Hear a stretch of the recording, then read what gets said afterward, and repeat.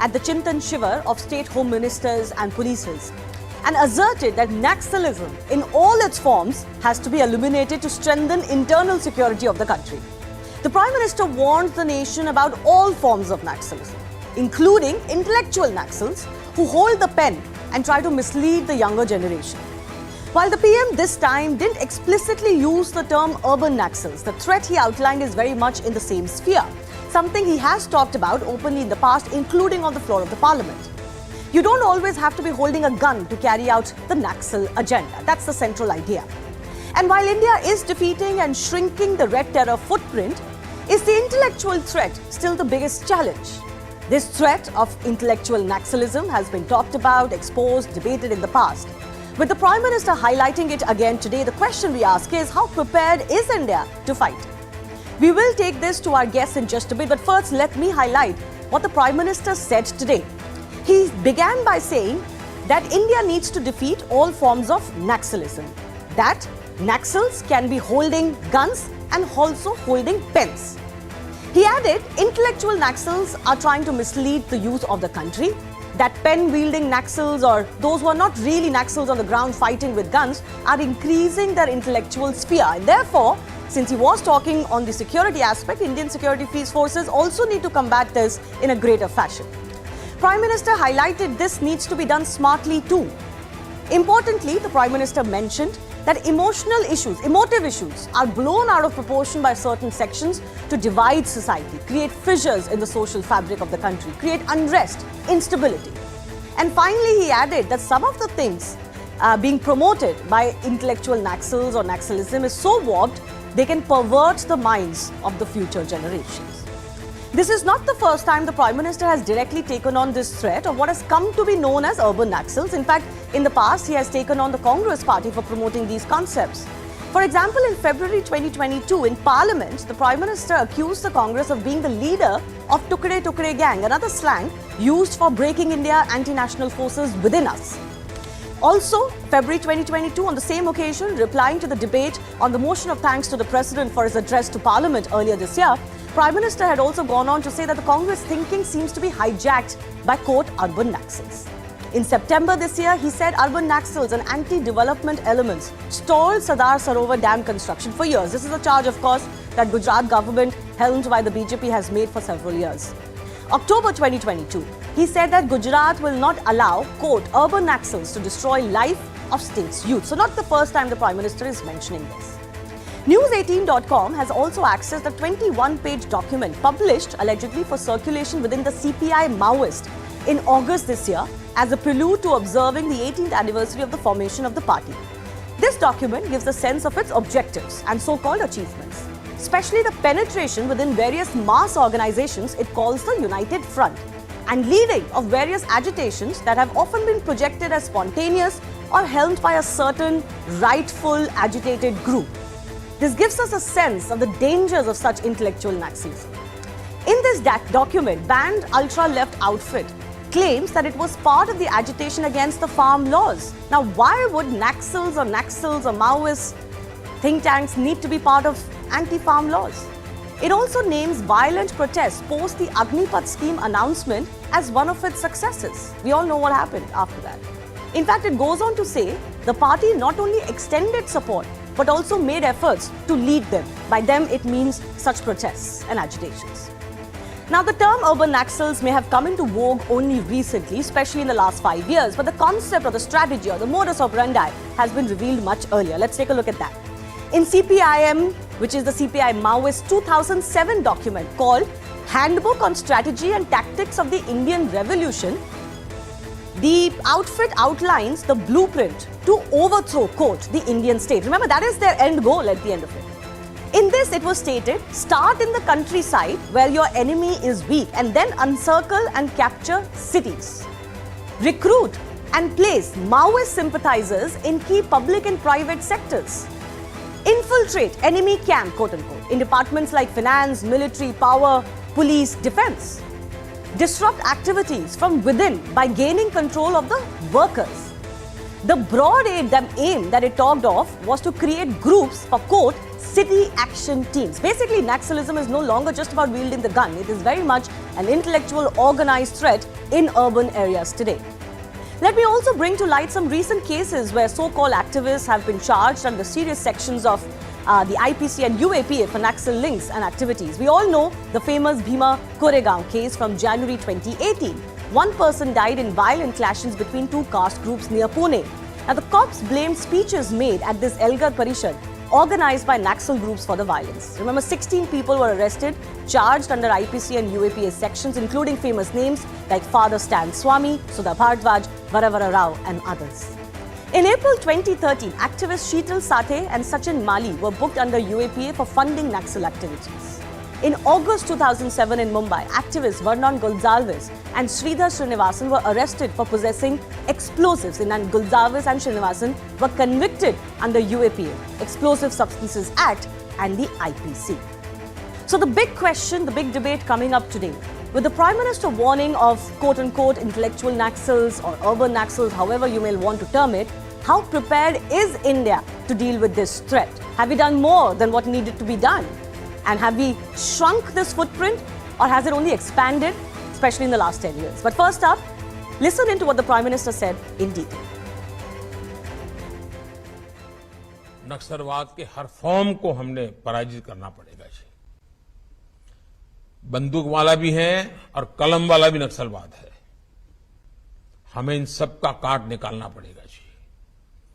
हमारी युवा पीढ़ी को भ्रमित करने के लिए ऐसी बचकाना बातें कर करके चल पड़ते हैं लोग, और इतना नुकसान देश को हो रहा है और आने वाले दिनों में कोई संभाल नहीं पाएगा जी। और इसलिए हमने जैसे नक्सल प्रभावित जिलों पर फोकस किया है, उसी प्रकार से उन्होंने अब अपना इंटेलेक्चुअल दायरा उन जगह पे पहुंचाने का प्रयास किया है जो आने वाली पीढ़ियों में विकृत मानसिकता पैदा कर सकते हैं, एक दूसरे के प्रति द्वेष पैदा कर सकते हैं, इमोशनल चीजों को आउट ऑफ प्रोपोर्शन उछाल करके समाज के अनेक टुकड़ों में खाई पैदा कर सकते हैं, बिखराव पैदा कर सकते हैं। देश की एकता और अखंडता, सरदार वल्लभ भाई पटेल हमारी प्रेरणा हो, हमें ऐसी किसी चीजों को देश में चलने नहीं देना है, लेकिन बुद्धिपूर्वक करना पड़ेगा। I think the Prime Minister, in his statement today, which we played out, has outlined what we're discussing and the threat that he's talking about. So I won't elaborate on it any more than I have in the opening. I want to go across to the guests who are joining us. Tom Varakkan is the BJP spokesperson. We are awaiting a member of the Congress party to be joining us. Abhijit Iyer Mitra is Senior Fellow, Institute of Peace and Conflict Studies. Colonel J.K. Singh is Jharkhand Police SP STF and Commandant. Ratan Sharda, RSS researcher and author, and Fuad Halim is CPIM leader, all joining us on the show, and I thank you for your time. I want to begin with a couple of experts on our show first.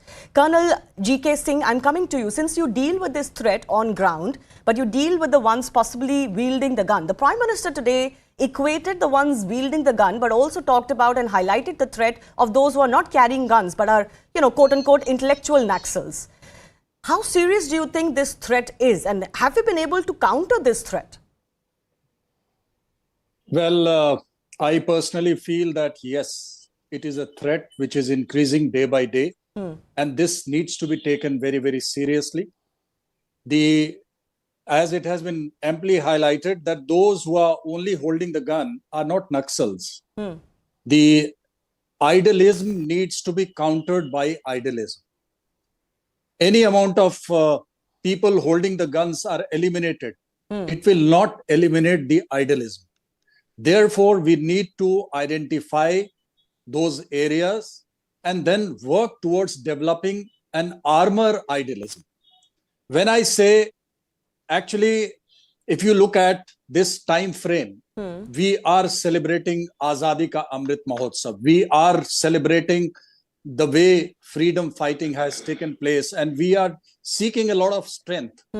That is one possible armor which can be utilized to ensure that the youth does not become soft target. Okay. As far as focusing on this aspect is concerned, I must highlight that there has been a large number of focus areas, particularly in this aspect also. While in remote areas, people are also being approached by a certain amount of pamphlets and posters which are highly emotive, We can also think of connecting with the youth, with these centers. Basically, these are something akin to overground workers in anti-terrorist areas. Precisely. It also includes intelligentsias, the media people, NGOs, some of them who have been harboring such thoughts. And therefore, first thing which is most required is to have a vision as to how we want to go about it. Also, identify these soft targets. The youth definitely is one. The oppressed people are also the other targets who are potential targets. Right. Therefore, we need to have a proper framework. We have moved ahead. We are thinking. There are brainstorming sessions which are taking place at many places. Okay. Of course, in some other form, this has been tackled. But we need to go about it a little more deliberately, and it needs certain amount of preparation and an outline of vision and a mission mode movement to its full bound execution. Okay. Even the action that you talked, we've seen recently taking place, Abhijit, the colonel talked about NGOs, activists, so-called, etc. Generally, they are accused of being, quote-unquote, urban Naxals or intellectual Naxals. And we've seen enough documents come in from such ultra-left, often banned organizations that talk about infiltration into civil society and civil organizations, even very key installments that govern a citizen's life. But generally speaking, also in the public intellectual space, we often hear and speak of them. I want to understand from you, when he talks about, for example, NGOs and activists, etc., we've seen some action take place, especially on NGOs, their foreign fundings, their FCRA, permits, etc. Even activists have gone to jail. The government has faced a lot of criticism over this. That, not often have you been able to prove that there is tangible evidence against such elements or such individuals. What do you make of this threat that the Prime Minister outlined today? And how well has India done while understanding this threat to counter this threat? Right. So remember, we will never find tangible evidence of intellectual support for Naxalism. Remember, this is an idea that Mao started off, when he was hiding out in the hills of remote China, being chased by Chiang Kai-shek. He developed this concept in his Little Red Book of that the Maoists should move through a population as a fish does through water. And they must increase the contradictions of purpose of the state. They must do everything to increase the alienation of the state through to the people. Right. And he recommended that this be done primarily through false flag attacks, putting on the dresses of the military and the police and killing people so that they would hate the state. And then getting people like artists, intellectuals, film writers, etc., filmmakers, etc., to, propagate the narrative. Now, the issue is you can never actually, if a person, for example, an allegedly famous author called Arundhati Roy calls these people Gandhians with guns. Now, if you have this kind of romanticization of violence happening, it's not on. On the other hand, how do you criminally punish somebody who calls a violent organization like this Gandhians with guns? It's not possible under any rubric of law. And if we go down that path, we do turn ourselves into a police state. Right. We need to understand, we keep coming back to this fact. And, the books that you quoted, they're not new. All of this was, written out by Charu Majumdar in his book, Historical Aid Documents, where he wanted to create these contradictions of purpose, where the state turns against its own people. And that is where we have to understand that, the overground activities, there is very little we can do as a liberal democracy. They use our democracy against us. Right. They use our freedoms against us. So what do we do? They use all of it to engender hatred of the state and to create a situation where you have revolution. What you can, however, do is that when people are found justifying violence, when they are found, justifying it on the basis of poverty, justifying it on the basis saying, this is against landlords, etc., etc. Or identity. You need to take severe action against them then and there.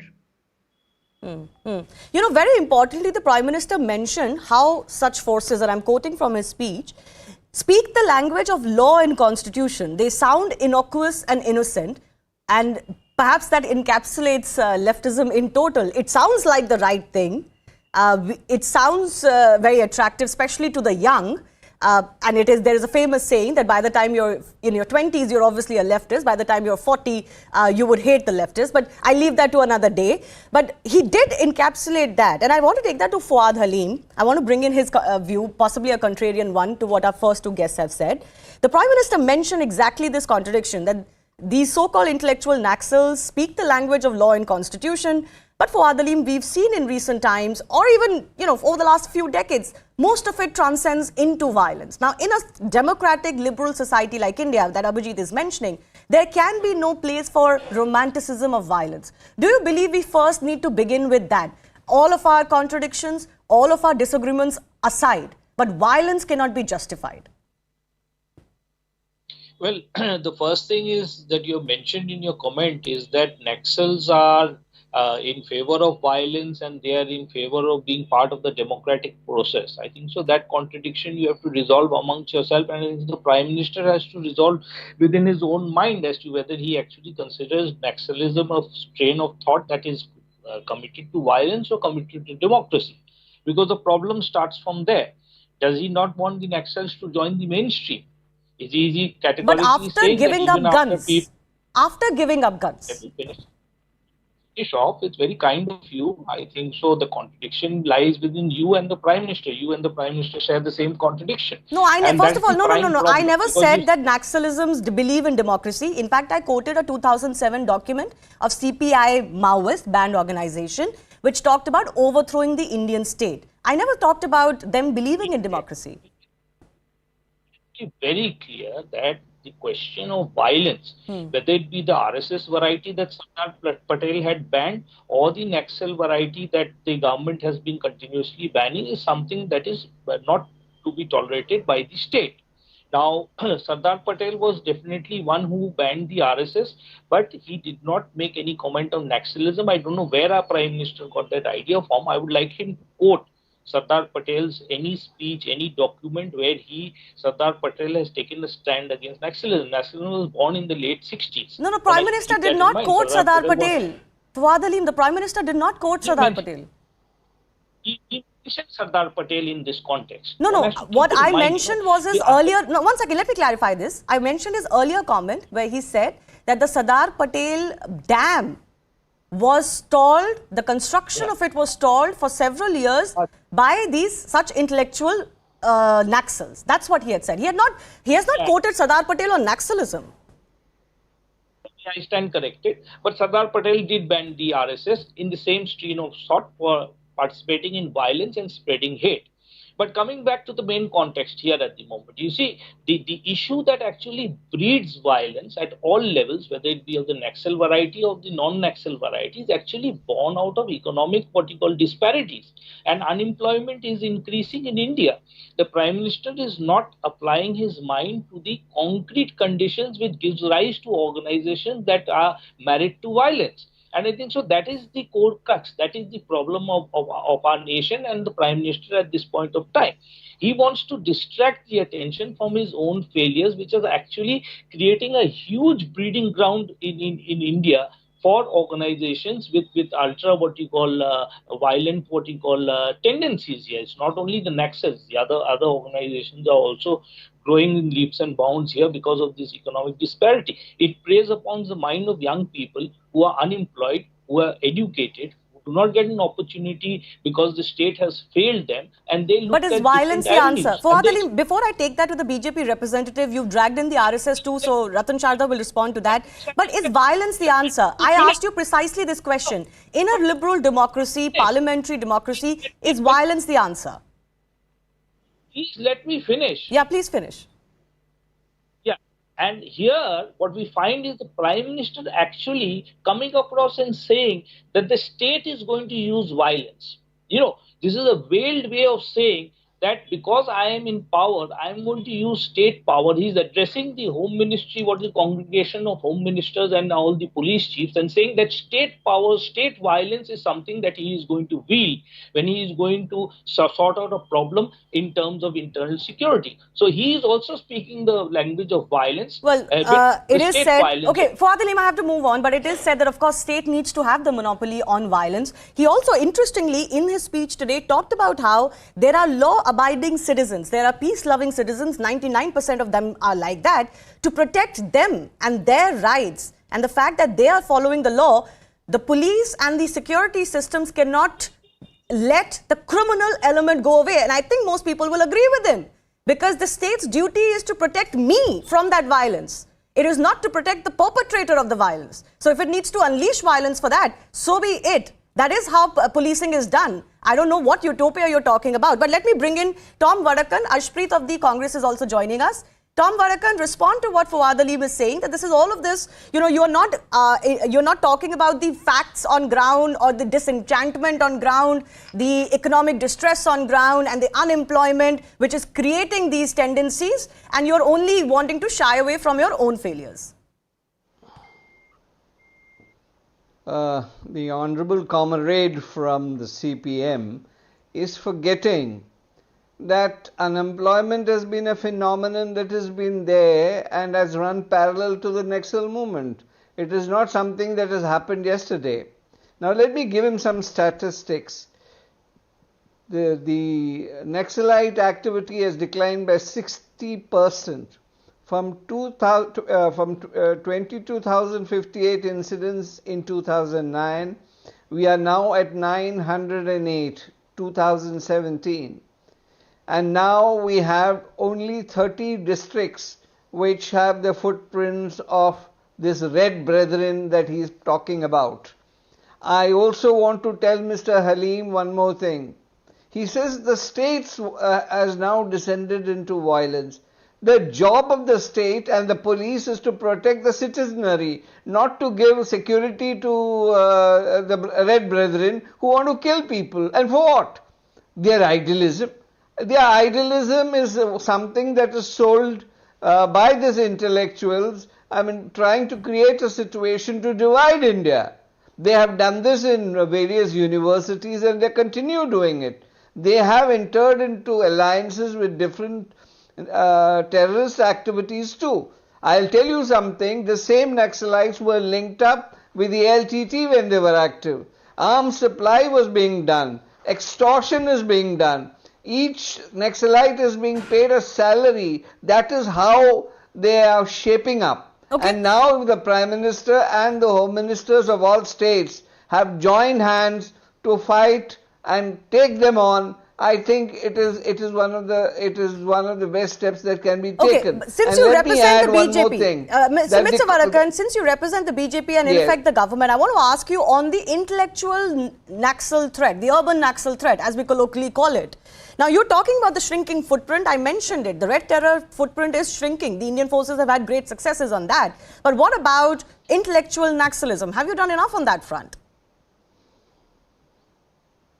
Well, the investigative agencies are active. They have smoking gun evidence coming on, and there's a lot more to be done because this is a very fishy variety of intellectuals, and they talk something in public and private. They have some different kind of literature which they store in their houses. They distribute. So our intelligence agencies, our technological advantages that we have are being used thoroughly to get to the root of it. Believe me, this activity will be nailed, and it won't be long when our brethren from the CPIM would say, look, this is too much. But the state should not rest till action is taken on these elements who kill people and who are against the democratic roots of India. Okay, Arshpreet from the Congress Party is joining us. Arshpreet, even the Congress Party, when it was in power in the centre during the UPA years, has talked about the very severe threat of left-wing terrorism. Today, the Prime Minister is talking about urban Naxalism, or, in the past, he has accused Congress of being hijacked by quote-unquote urban Naxals. But he's talking about the fact that the Indian youth is being misled on many issues. Emotive issues are being blown out of proportion, as he said, to mislead the country, to create, for example, agitations, violent agitations. We've got a document of the CPI Maoist, the band outfit, which talks about how they infiltrated farm law agitation. What business do they have? So does the opposition, in other words, the Congress, also not have a responsibility to be careful about who's infiltrating such so-called social agitations? Well, number one, I think the Bharatiya Janata Party needs to revisit their history, redo their history, because they have clearly distorted it. They should pick up the statement of the erstwhile Prime Minister, Mr. Manmohan Singh, and he categorically said, and I quote, that Naxalism is one of the biggest threats to India. Yes, he did. External threats. Yes. And the Bharatiya Janata Party, they, just like the party, is this nara of theirs that the Naxalism should be done away with. What have you done in the last 8 years? In majority of the states, you have your government, you are in the center, and you want to come here, you want to talk about it. It's big talk and no action at all whatsoever, just like the definition of the Bharatiya Janata Party with regards to this issue as well. You see, there's been 8 years since they have been in power. Have they been able to root it out? Have they been able to diminish it? Instead, it was the Congress party that made it possible for it to be diminished and mitigated. It is the Bharatiya Janata Party, ever since they came, it's been on the rise. And number two, the Bharatiya Janata Party would only get the time to act if they have time from elections. All the time they're on election mode, campaign mode, especially Mr. Modi. And when they're not contesting elections, they are on Operation Lotus mode. Okay. So, can I not deviate from that subject today, because this is a very pinpointed subject? But Ashmit, I wanted to ask you, the threat he talked of, intellectual Naxalism, are you on the same page with the Prime Minister that there is a threat of intellectual Naxalism and we must protect our youth from it? Since you said, you quoted a very good statement that let's not deviate. The Bharatiya Janata Party has been deviating for the last 8 years. Where is action is what we say. You have a problem with it, great, root it out. You should diminish it. You should do something about it, but you only come and talk about it in meetings. That is all that they do. And second of all, the blame game. If it helps root it out, please do that. But if it is not, please understand that you are in the government, you are in majority of the states, so start acting. As far as the footprint of red terror is concerned, there are enough statistics to say that footprint has shrunk. I want your particular comment on quote-unquote intellectual Naxalism. When the government takes actions, for example, against certain activists or certain NGOs, quote-unquote, the Congress party criticizes it. Are you for that action or are you not for that action?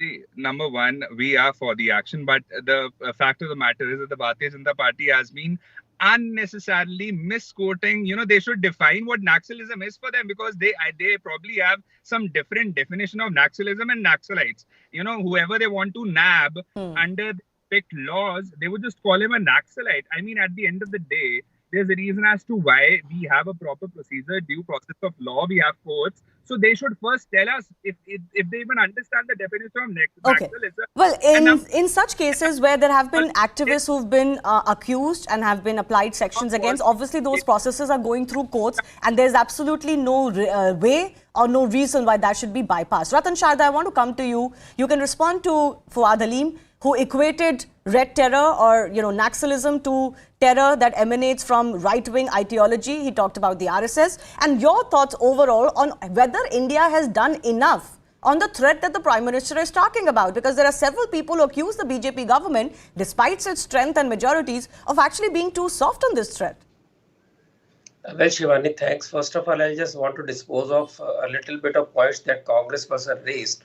He talked on Manmohan Singh, but he forgets that his successor, Mrs. Rahul Gandhi, stood up with the crowds in JNU, which were shouting, Shabzalam Sharminda hai, Tere Kate Zinda hai, who shouted, Desh ke tukde honge, Inshallah, Inshallah. So they have lost way, because Indira Gandhi was totally against this. Entire Congress has been totally against violence against democracy. In fact, Manmohan Singh, I may remind him, clearly talked about Kundakulam, which was led by the urban Naxals and the church clerics. It was clearly pointed out by Manmohan Singh himself. Similarly, we see Sterlite, how a very important plant, which was 40% giving 40% of copper to India, has been shut down. All due to these anti-development people, all due to this people who are actually playing in the hands of left. Now coming to the CPM, see, first of all, I didn't want to bring up the point because I wanted to spare their past. but now she has brought in RSS. Of course, RSS was banned. The ban was lifted without any conditions, and there was no charge against it, which was proven.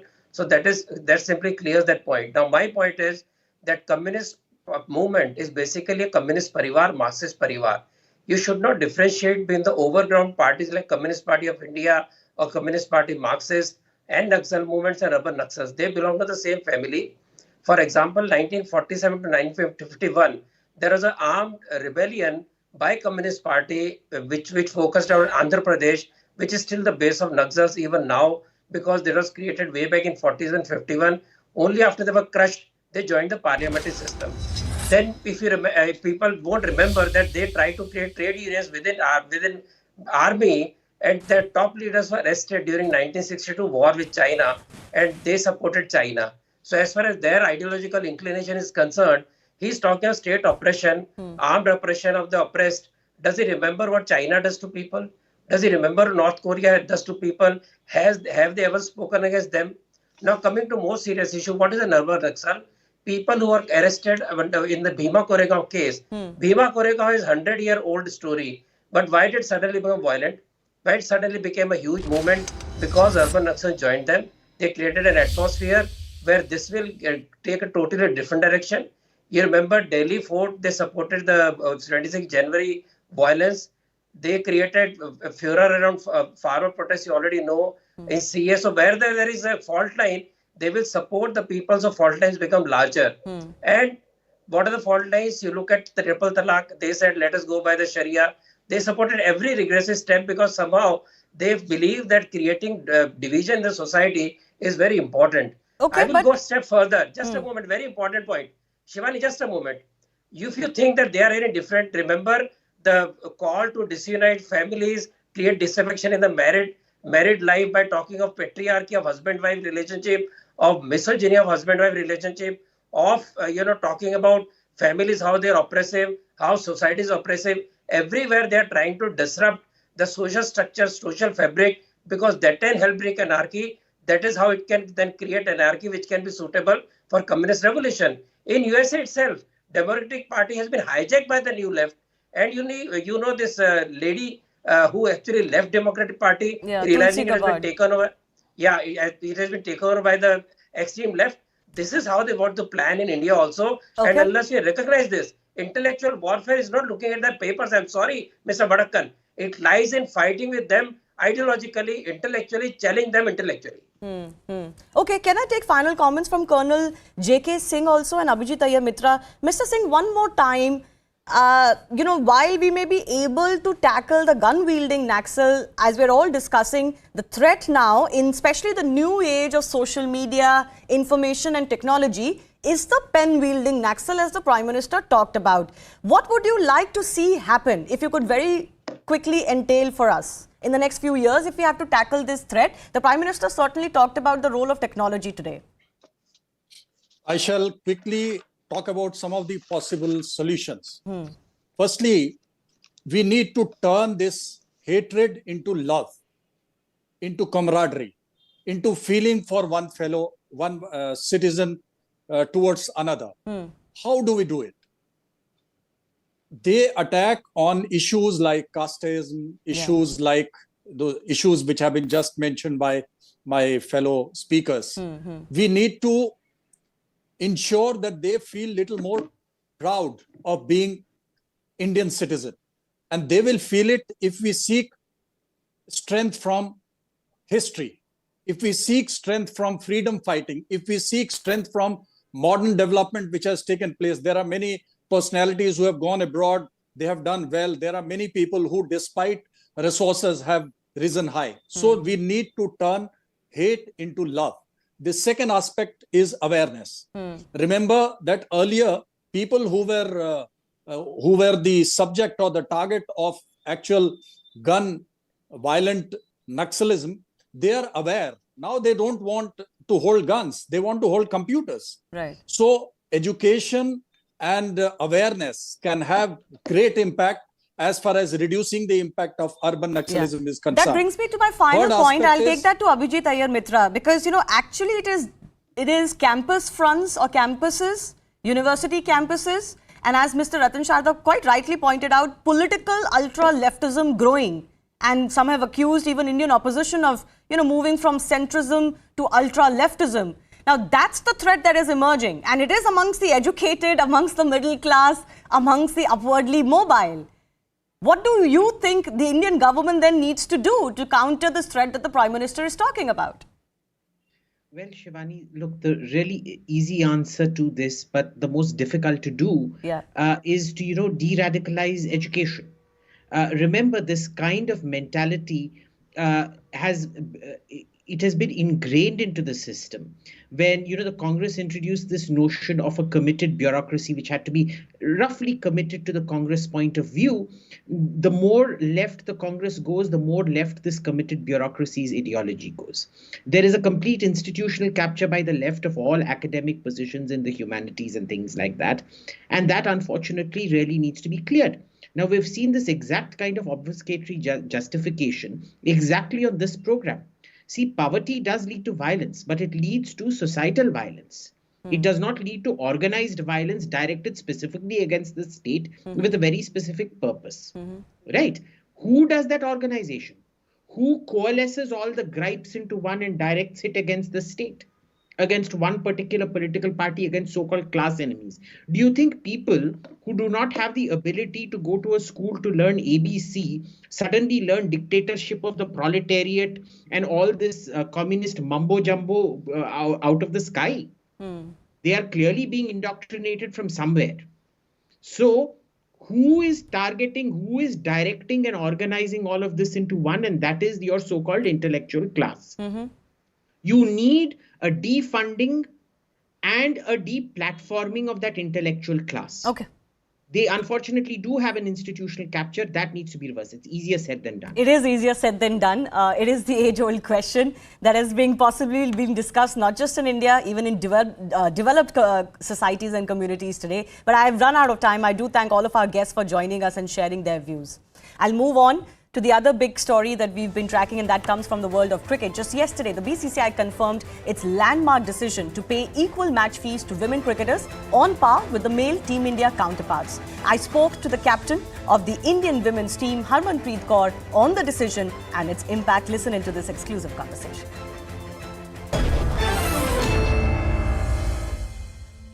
First of all, thank you so much for inviting me. And the second thing, the moment I got to know, I was very excited, and it's a path-breaking news for all of us. And as you mentioned, I have been, part of like two, three generations. The moment I joined Indian team, there was hardly any commercial involved. And before that, when all our senior used to play, that time even not any commercial was involved, but still they kept this sport alive. And because of them, today, we can prove ourselves on the field, and even we can take cricket as a career.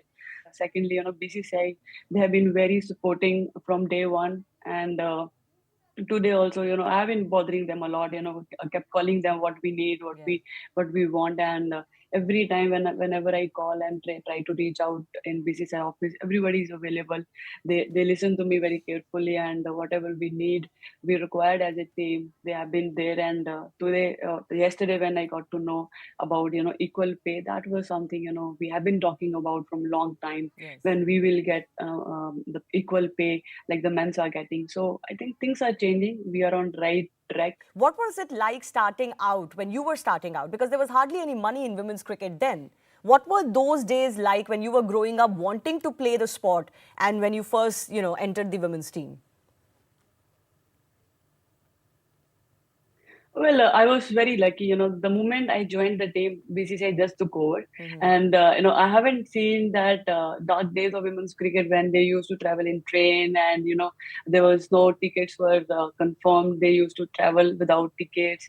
So those things, I haven't part of that. But I heard a lot of stories, how hard days they have faced. And when things were changing initially, there were hardly, we used to get 2-3 series in a year. Yes. And then after 2017 World Cup, from that time to till now, we have got a lot of series lineup for us, and we kept playing with our year is totally busy now.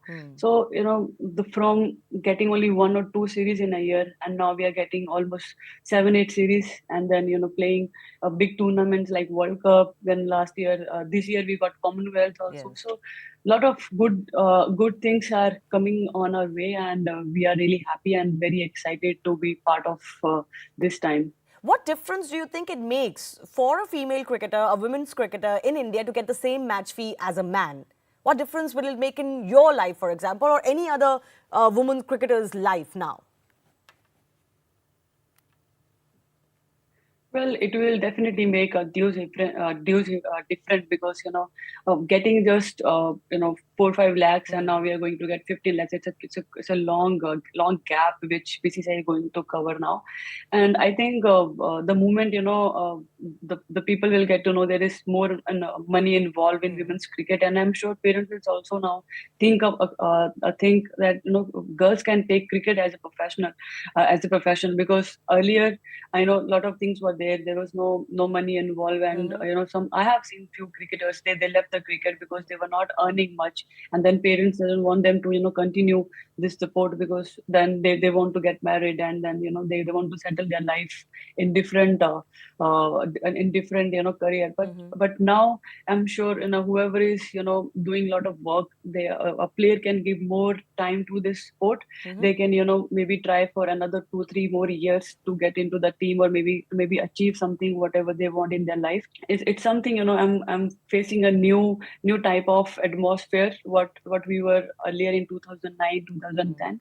And for me it's like a living dream, because I thought of these things. One day we will see people coming on our way. They want to take our interviews. They want to make us their brand ambassadors. So I have seen these things in my dream, and now I'm living that dream. So it's something very very emotional to me, very close to my heart, and I can only thank to people around me, and whoever is supporting us for throughout this time. Having said that, there's still a long way to go, isn't it? And we were discussing this with many former players.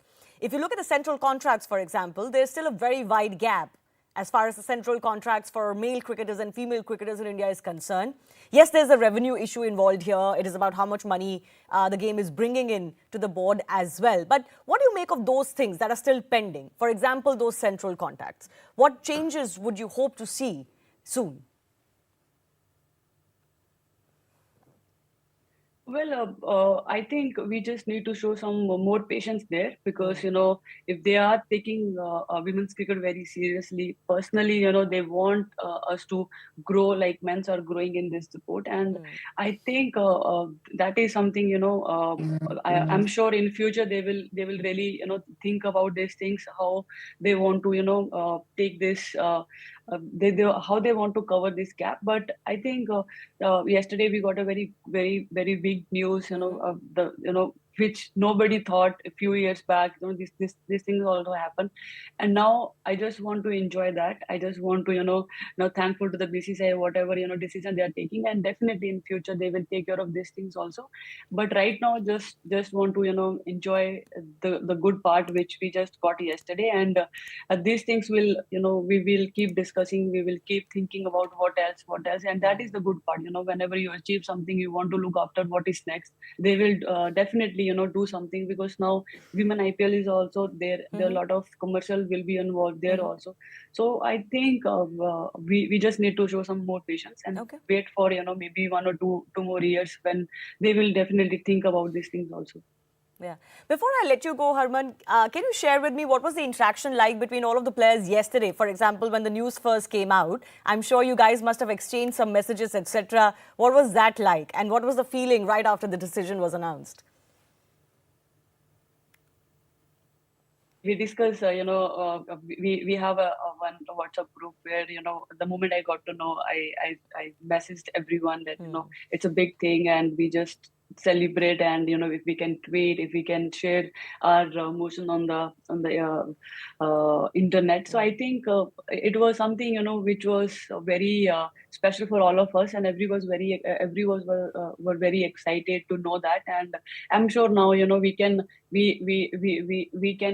take this thing as an opportunity, and we can put more efforts on the field, because whatever things we have done in the last 3-4 months, we have I think that is the fruit which we got yesterday. And now as a team, we want to grow more, we want to put more efforts on the field, so that the contract thing, like this thing, we have never go and asked the BCCI we want equal pay, and they only decided, they only knew what type of hard work we are doing, and what how much effort we put on the field, and they are only realizing what they have to do for us. And I'm sure when we put more efforts on the field, and a lot of big titles are still pending for us to win, if we win that, then definitely they will think about these things also. So does anything come to your mind from your childhood days or from your early playing days, any particular memory that comes to your mind when you were struggling or when money was an issue?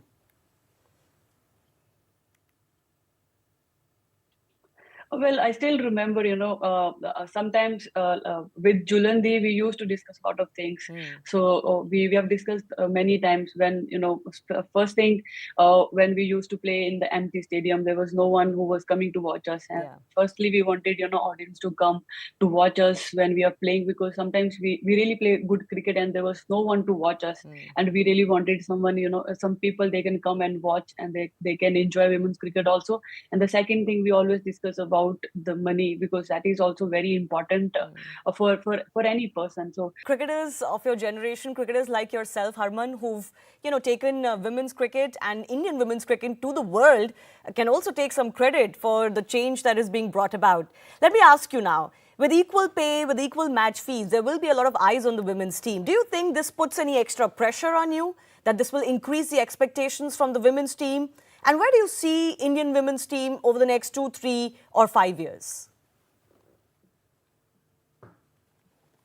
Well, definitely we want to achieve ICC title, and we are really working for that. And I don't think these things can make any pressure on any player, because when you achieve something, that's always give you more excitement to do well on the field. And like we discussed yesterday with all the players, everybody was excited. Nobody was showing any pressure. Nobody was showing now people will expect more from us. We want people to expect more from us, because when expectations, you always want to do well. And I think as a sports person, we are very headstrong. We never take these things on our head that people are expecting, and I have to.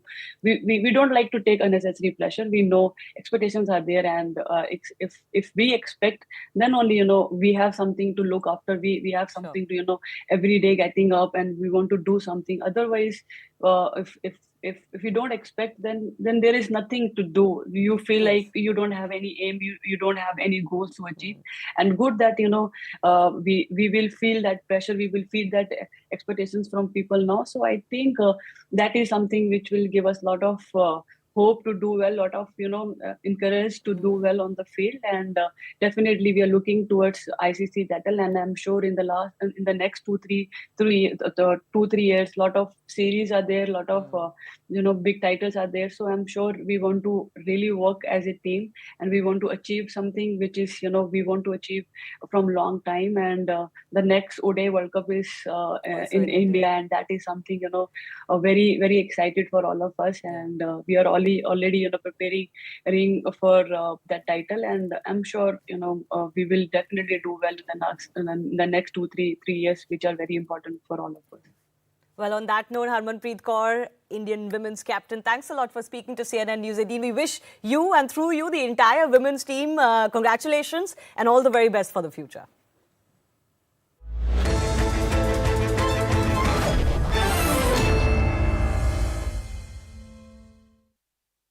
Much before 15 August 1947, if the issue of Kashmir was treated just like any other princely states, then this whole issue of Kashmir as disputed territory, or the whole debate and discussion would have never arisen.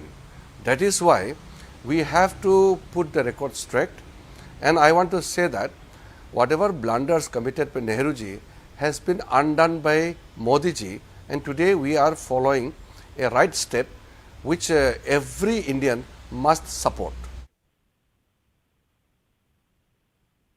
Squarely on Pandit Nehru for the Kashmir problem, Jairam Ramesh actually joined issues with you and said that it was perhaps a collective decision. He's saying that Sardar Patel was on board with the idea, or he was okay with the idea of Kashmir joining hands with Pakistan till the time that Junagadh was coming to India. He's quoting around September 1947. Till that point, he says Sardar Patel was okay with that. So in your research, has anything come up which supports this position? You have to say anything about this position? Now, what I am saying is that the blunders which I had mentioned, now because of those blunders, India had to pay a heavy price, and we are still is handling those issues which were created by Nehruji. Now, once the Jammu Kashmir as a state is considered the inalienable part of India, and it is a matter of fact, nobody should dispute it. But despite Jammu and Kashmir being part of India, yet a portion of Jammu and Kashmir is still occupied by Pakistan, and a part of that area is ceded to China. So that is why it is more a matter which is still kind of unfinished task for the nation, that half of Jammu Kashmir is still under the occupation of Pakistan, which is illegal. So that is why, how can we remain silent when a blunder which was committed then is leading to the nation paying a heavy price? So can we ignore the fact?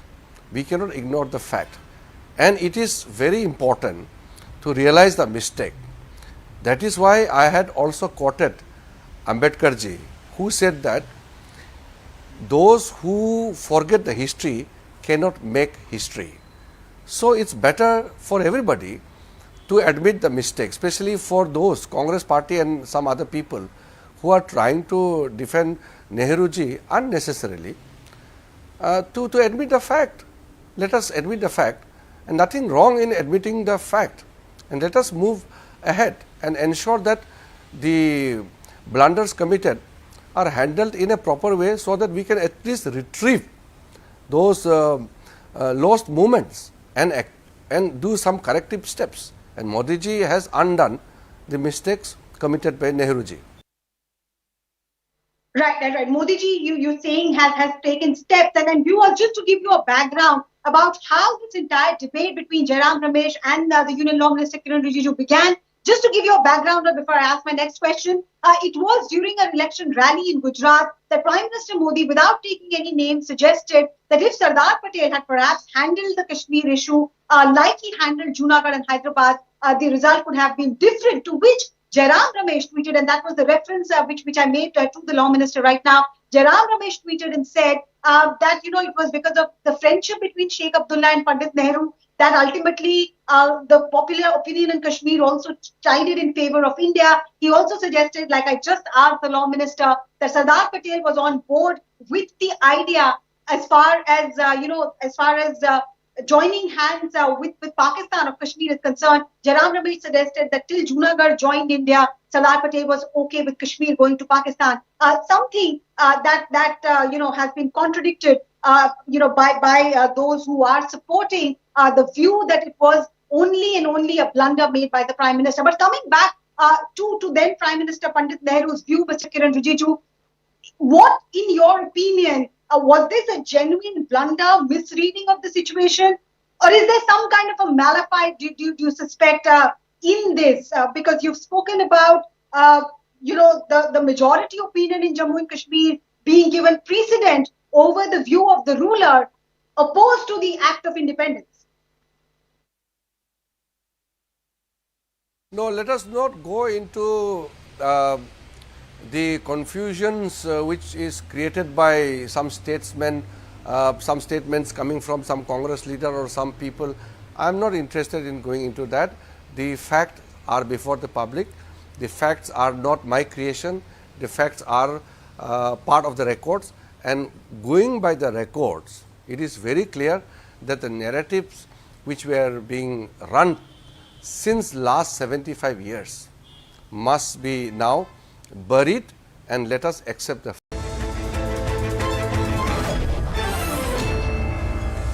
A quick check of the day's biggest stories. In Rajasthan's Bhilwara, a case of selling girls in the age group of 8 to 18 has come to light, that too on stamp papers. The girls were being sent to UP, Madhya Pradesh, Mumbai, Delhi and even abroad and were subjected to physical and sexual harassment. National Human Rights Commission has now issued a notice to Rajasthan government over the case. BJP has launched a scathing attack at Delhi Aam Aadmi Party government over vote bank appeasement. The BJP is citing RTI reply which shows that Delhi government gave over 100 crores in 7 years to the state Waqf board, which is also led by its own MLA Amanatullah Khan, who is already accused of misusing the board's funds. Over 1,000 incidents of stubble fires are now being recorded daily from Punjab and Haryana. According to satellite images, the stubble burning incidents have seen a sharp increase, and a thin blanket of haze has already begun to envelop the northwestern states, paving way for a smoggy winter ahead.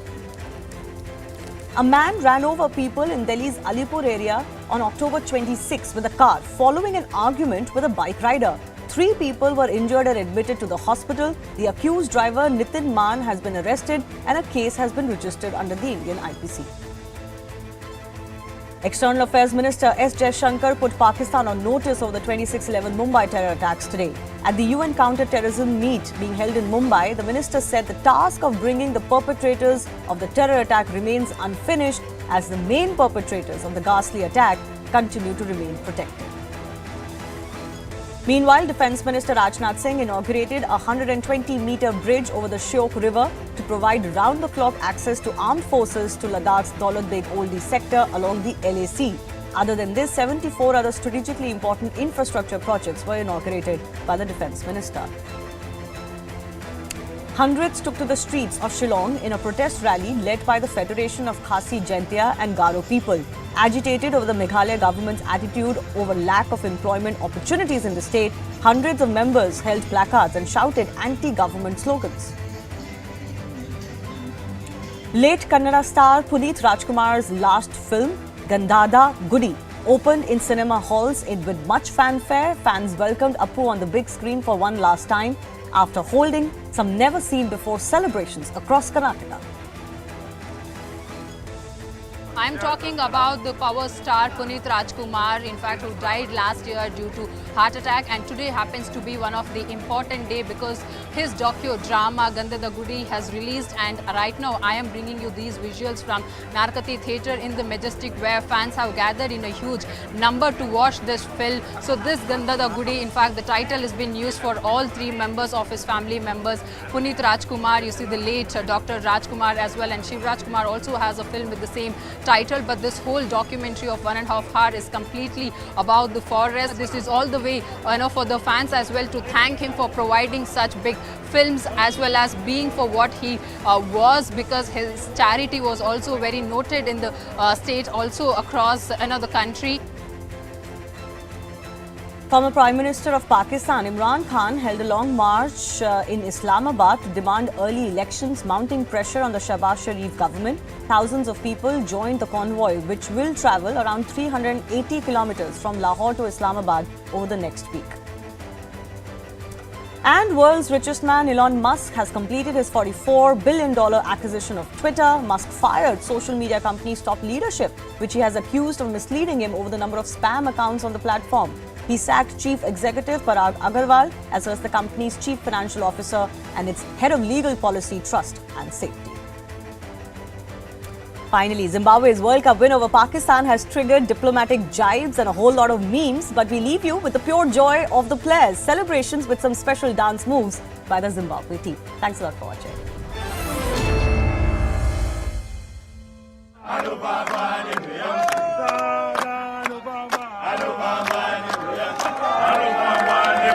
Oh!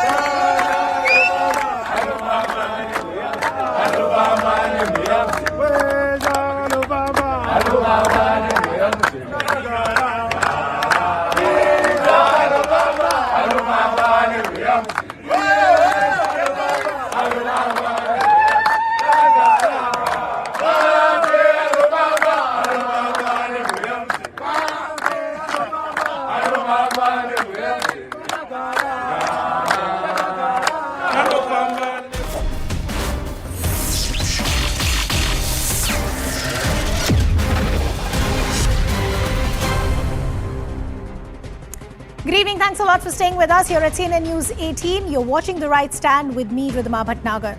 The External Affairs Minister, Dr. Jay Shah, has minced no words over the 26/11 Mumbai terror attacks.